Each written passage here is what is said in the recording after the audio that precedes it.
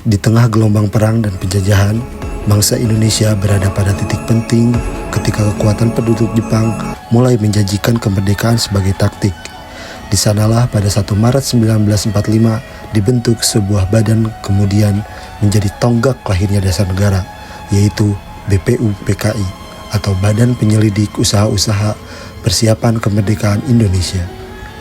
Badan ini dipimpin oleh Dr. Rajiman Widyodiningrat dan diberi tugas antara lain untuk menyelidiki persiapan kemerdekaan, termasuk merumuskan apa yang menjadi dasar bagi bangsa negara nantinya. Ketika sidang pertama BPUPKI digelar pada 29 Mei 1945 hingga 1 Juni 1945, para tokoh bangsa mulai secara terbuka berdiskusi tentang apa yang pantas dijadikan dasar negara Indonesia yang bebas.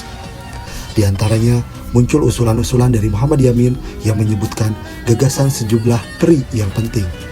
PRI kebangsaan, kemanusiaan, ketuhanan, kerakyatan, dan kesejahteraan rakyat.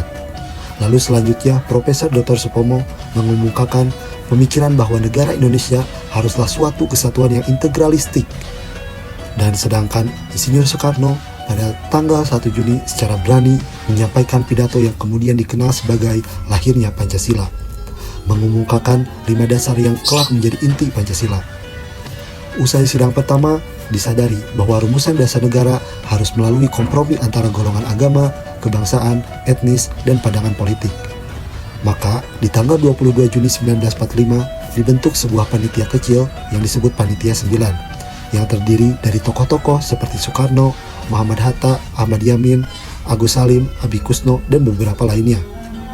Panitia ini menghasilkan satu naskah yang disebut Piagam Jakarta.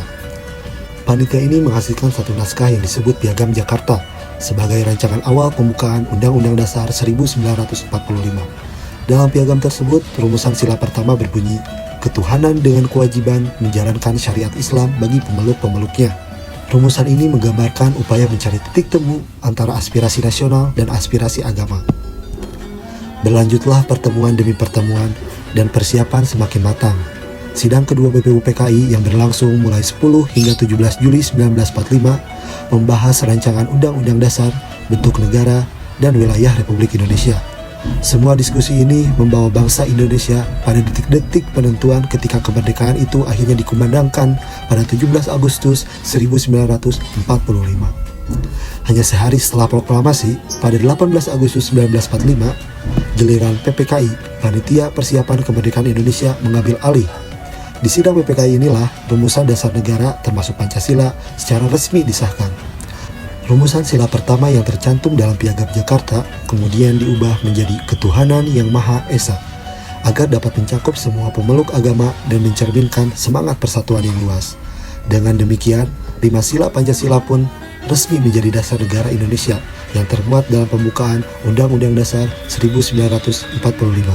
Dan dari perjalanan ini kita dapat mengambil sebuah pelajaran penting, bahwa kemerdekaan dan fondasi bangsa tidak lahir secara otomatis ataupun dari satu suara tunggal, melainkan melalui dialog, kompromi, dan kesediaan untuk mengedepankan kepentingan bersama di atas kepentingan pribadi ataupun kelompok.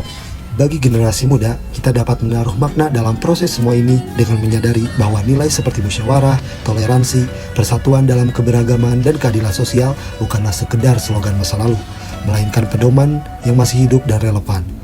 Dalam era globalisasi, teknologi, dan keragaman yang makin kompleks, semangat untuk bekerja sama, menghargai perbedaan, dan berkontribusi untuk kebaikan bersama tetaplah kunci agar bangsa ini terus maju dengan pondasi Pancasila sebagai landasan moralnya. Republik Indonesia.